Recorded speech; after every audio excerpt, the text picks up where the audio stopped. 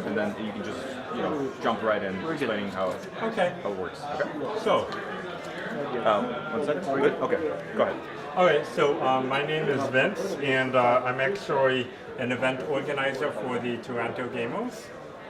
So that's one of the largest board game groups in the city.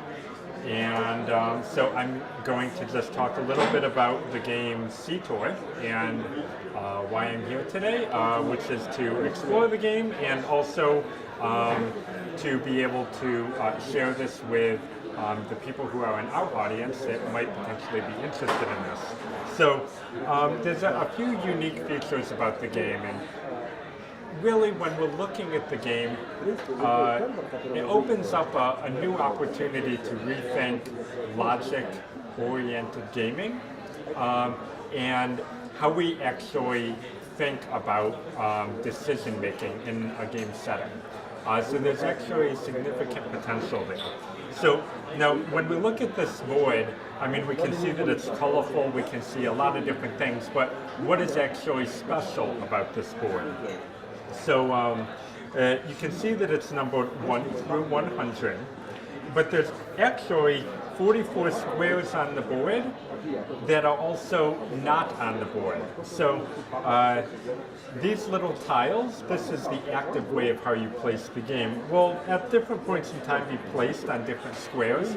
You can move them, you can capture somebody else's tile by surrounding it with a certain number of pieces. Where the interest comes in is that you can only place your tiles on the 1 to 100.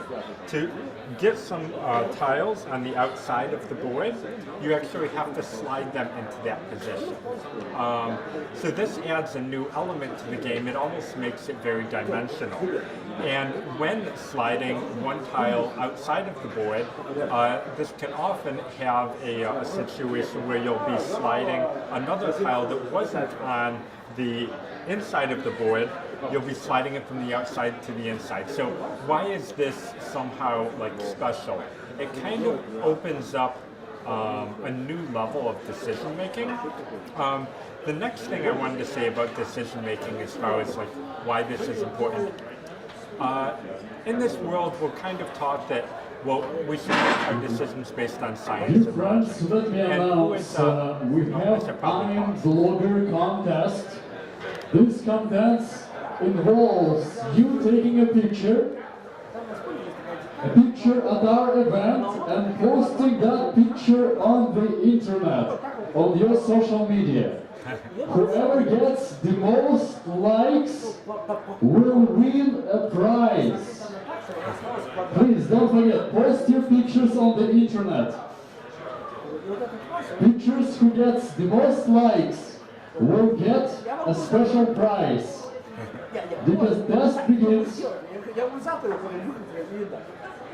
I think he's not.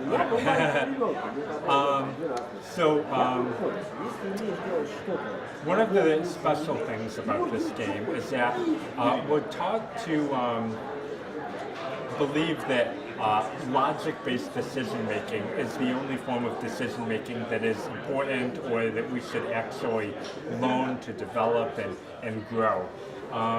And there's actually a major fallacy in that, because actually the majority of decision-making that we do is actually not logic-based at all. So when we have that gut feeling that says, I think we should do this instead of that, that's our emotional decision-making kicking in, telling us what we should be doing. But we're not really ever taught to actually train that. So one of the parts of this game is there's different timers. This one is a 30-second timer. There's also another 5-second timer. And you can actually make your moves in 5-second portions. Now, how is this, let's say, different than a game of speed chess? Well, in a game of speed chess, the game is usually determined by somebody moving their queen in a dumb position where a pawn is going to capture it and the game just ended. So it's really not necessarily empowering your ability to do emotional intelligence, because that aspect of the game and the way the pieces are made is actually too complex. This right here it has just as much complexity, but the complexity is spread out among each of the different pieces. And it gives people the opportunity by making 5-second moves to actually use the emotional side of their decision making to choose where they're going to play. They don't have enough time to actually make a logical conclusion. They just say, it looks like there's a lot of pieces around that one thing. I'm going to go there in hopes that I'm going to actually be able to make a play and capture somebody else's. And then by playing the game over time like that, the goal is that you can actually develop and hone that emotional decision making and make that side of your brain more strong. So that's just one of the many ways you could actually play this game, and that's one of the reasons that I'm interested in this game for my gaming group. So my gaming group, it's called the Toronto Gamers. And we have all sorts of different games that we like help newcomers learn how to play. And this type of a game, it kind of fills a niche that isn't necessarily filled by other games in our collection. So that's why it's interesting for me. All right, thank you so much. Yeah. Is that good? Yeah, that was perfect. That was really great. Cool. Yeah. Do you have any other questions that you want me to answer? No, you were very precise. You did Can you just everything. hold this for 1 second, the way yeah, you were holding it, a little bit lower perhaps? And you were holding it with your both hands on both sides, so yeah, I think like This? that.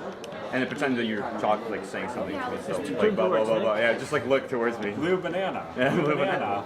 Red raspberry.